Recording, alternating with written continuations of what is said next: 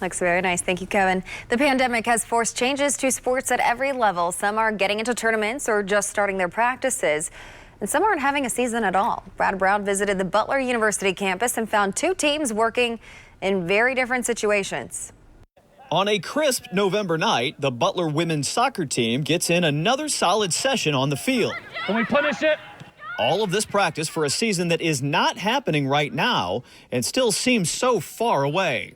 Kind of doubling down on, well, practice needs to be super competitive, and we need to be going above and beyond in terms of forming that culture and that identity that we value so much. BU's season was postponed by the pandemic, same across the board for fall sports.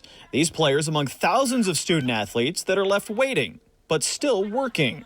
Our coaches have done such a great job at just recreating that competitive environment and that atmosphere that we would have during a regular season or during a real game. And so we're coming to practice, we're getting after it, we're still competing. It hasn't slowed the level of intensity for these Bulldogs. Coach Rob Alwyn's squad spent several months working out on their own. Players stuck at home in varying forms. My backyard grass is really long and not the most ideal space, so I'd mostly be in my garage and slipped a couple times. It's all about us every day.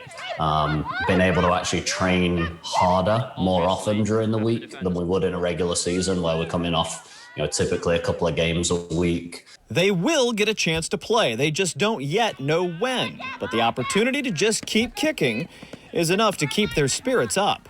It's like we picked up right where we left off. We're just getting after it, and like we talked about, there's no really outside pressures or distractions right now. We just get focused on getting better and following the tactics, and nothing else that we have to worry about at the moment. We have the opportunity to go play for a conference championship, national tournament set for the spring as well. So I don't think there's much more motivation needed.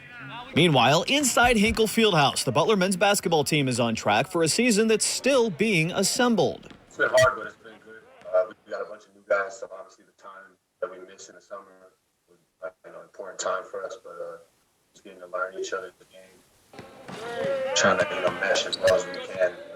Short time to do that. Now, with some games on the calendar, the Dogs can look forward to meaningful minutes on this court very soon. We've been locked in from when we were all together as a team, but like I said, November 25th having that date on it, seeing the opponent, knowing who we're going to play, definitely got us more excited as opposed to just playing with each other against each other every day. Butler will open on November 25th against Western Michigan.